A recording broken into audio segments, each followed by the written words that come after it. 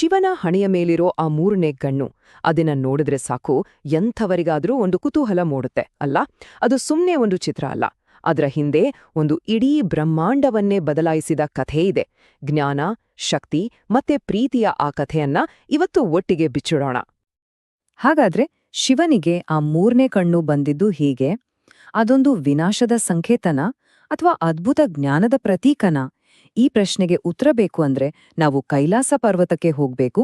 ಅಲ್ಲಿ ಒಂದು ತುಂಬಾನೇ ಸುಂದರವಾದ ಪ್ರಸಂಗ ನಮ್ಗಾಗಿ ಕಾಯ್ತಾ ಇದೆ. ಸರಿ, ನಮ್ಮ ಕತೆ ಶುರುವಾಗೋದು ಹಿಮದಿಂದ ಆವೃತವಾಗಿರೋ ತುಂಬಾನೇ ಶಾಂತವಾಗಿರೋ ಕೈಲಾಸ ಪರ್ವತದಲ್ಲಿ. ಅಲ್ಲಿ ನಡೆದ ಒಂದು ಪ್ರೀತಿಯ ಆಟ ಇಡೀ ಬ್ರಹ್ಮಾಂಡದ ಭವಿಷ್ಯವನ್ನೇ ಹೇಗೆ ಬದಲಾಯಿಸ್ತು ಅಂತ ಈಗ ನೋಡೋಣ. ಯೋಚನೆ ಮಾಡಿ, ಪರಮೇಶ್ವರ ಆಳವಾದ ಧ್ಯಾನದಲ್ಲಿ ಮುಳುಗಿದ್ದಾಗ ಪಾರ್ವತಿದೇವಿ ಪ್ರೀತಿಯಿಂದ ಒಂದು ಚಿಕ್ಕ ತಮಾಷೆ ಮಾಡೋಣ ಅಂತ ಹಿಂದಿನಿಂದ ಬಂದು ಅವರ ಕಣ್ಣುಗಳನ್ನ ತನ್ನ ಮೃದುವಾದ ಕೈಗಳಿಂದ ಮುಚ್ಚುತ್ತಾಳೆ. ಆ ಕ್ಷಣದಲ್ಲಿ ಅದು ಕೇವಲ ಪ್ರೀತಿಯ ಒಂದು ಲೀಲೆಯಷ್ಟೇ, ಆದರೆ ಅದರ ಪರಿಣಾಮ ಓಹೋ, ಇಡೀ ಬ್ರಹ್ಮಾಂಡವನ್ನೇ ನಡುಗಿಸುವಂತಿತ್ತು. ಪಾರ್ವತಿಯ ಆ ಚಿಕ್ಕ ಆಟ ಅದರಿಂದ ಇಡೀ ವಿಶ್ವವೇ ಕತ್ತರಲ್ಲಿ ಹೇಗೆ ಮುಳುಗಿ ಹೋಯ್ತು ಅಂತ ಈಗ ನೋಡೋಣ ಬನ್ನಿ.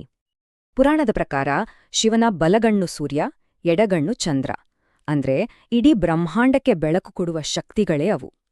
ಪಾರ್ವತಿ ಆ ಎರಡೂ ಕಣ್ಗಳ್ನ ಮುಚ್ಚಿದ ತಕ್ಷಣ ಏನಾಯ್ತು ಗೊತ್ತಾ? ಸೂರ್ಯ ಮತ್ತು ಚಂದ್ರ ಇಬ್ಬರೂ ಒಟ್ಟಿಗೆ ಕಣ್ಮರೆಯಾದ್ರು. ಇಡೀ ವಿಶ್ವ ಒಂದೇ ಒಂದು ಕ್ಷಣದಲ್ಲಿ ಗಾಢವಾದ ಕತ್ತಲೆಯಲ್ಲಿ ಮುಳುಗೋಯ್ತು. ಹೀಗೆ ಇದ್ದಕ್ಕಿದ್ದಂತೆ ಆವರಿಸಿದ ಕತ್ತಲಲ್ಲಿ ಎಲ್ಲಾ ಜೀವರಾಶಿಗಳು ಭಯದಿಂದ ನಡುಗೋದಕ್ಕೆ ಶುರು ಮಾಡಿದ್ವು. ಪ್ರಕೃತಿಯ ನಿಯಮಗಳೇ ತಲೆ ಕೆಳಗಾದ್ವು. ಬೆಳಕೇ ಇಲ್ಲ ಅಂದ್ಮೇಲೆ ಇಡೀ ಸೃಷ್ಟಿಯೇ ವಿನಾಶದ ಅಂಚಿಗೆ ಬಂದಿಂತುಬಿಡ್ತು.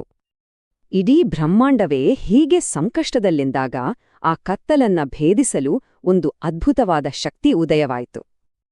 ಹಾಗಾದ್ರೆ ಇಡೀ ವಿಶ್ವವನ್ನೇ ಆವರಿಸಿದ ಈ ಕಗ್ಗತ್ತಲನ್ನ ಹೋಗ್ಲಾಡಿಸೋಕೆ ಸಾಧ್ಯನಾ? ಈ ಪರಿಸ್ಥಿತಿಯಿಂದ ಜಗತ್ತನ್ನ ಯಾರು ಪಾರು ಮಾಡಬಹುದು? ಆವಾಗಲೇ ಇಡೀ ವಿಶ್ವವನ್ನೇ ಬೆಳಗುವಂತಹ ಒಂದು ಘಟನೆ ನಡೆದಿದ್ದು. ಶಿವನ ಹಣೆಭಾಗದಿಂದ ಒಂದು ಅದ್ಭುತವಾದ ಪ್ರಖರವಾದ ಜ್ವಾಲೆ ಹೊರಹೊಮ್ಮಿತು. ಅದೇ ಶಿವನ ಮೂರನೇ ಕಣ್ಣಾಗಿ ರೂಪುಗೊಂಡಿದ್ದು. ಆ ಮೂರನೇ ಕಣ್ಣಿನಿಂದ ಹೊರಬಂದ ಬೆಳಕು ಇಡೀ ವಿಶ್ವಕ್ಕೆ ಮರುಜೀವ ನೀಡಿತು. ಕತ್ತಲೆ ಮಾಯವಾಗಿ ಜೀವರಾಶಿಗಳ ಭಯ ದೂರವಾಯಿತು. ಅಷ್ಟೇ ಅಲ್ಲ, ಅದರ ಉಷ್ಣತೆ ಎಷ್ಟೊಂದು ಪ್ರಖರವಾಗಿತ್ತು ಅಂದ್ರೆ ಶಿವನ ಕಣ್ಣುಗಳನ್ನ ಮುಚ್ಚಿದ್ದ ಪಾರ್ವತಿಯ ಕೈಗಳೇ ಬೆವುತು ಹೋದ್ವು ಅಂತ ಪುರಾಣ ಹೇಳುತ್ತೆ.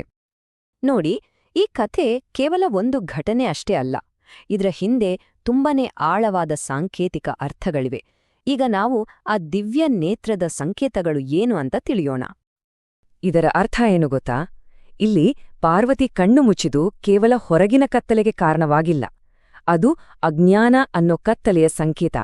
ಆ ಅಜ್ಞಾನದ ಕತ್ತಲನ್ನ ಹೋಗಲಾಡಿಸೋಕೆ ಶಿವನ ಹಣೆಯ ಮೇಲೆ ಮೂಡಿದ ಆ ಮೂರನೇ ಕಣ್ಣು ಕೇವಲ ಭೌತಿಕ ಬೆಳಕಲ್ಲ, ಅದು ಜ್ಞಾನದ ಬೆಳಕು, ಮಾಯೆಯ ಜಗತ್ತನ್ನ ಮೀರಿ ಸತ್ಯವನ್ನ ನೋಡುವ ಶಕ್ತಿ.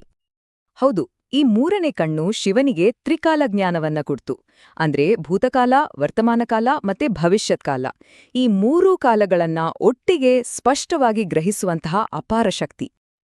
ಈ ಒಂದು ಘಟನೆ ಶಿವನ ಸ್ವರೂಪದಲ್ಲೇ ಒಂದು ಶಾಶ್ವತವಾದ ಬದಲಾವಣೆಯನ್ನ ತಂತು.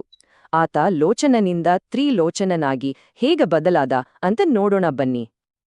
ನೋಡಿ, ಈ ಘಟನೆ ನಡೆಯೋಕ್ಕೂ ಮುಂಚೆ ಶಿವನನ್ನ ಲೋಚನ ಅಂತ ಕರೆಯಲಾಗ್ತಿತ್ತು, ಅಂದ್ರೆ ಎರಡು ಕಣ್ಣುಗಳುಳ್ಳವನು ಅಂತ.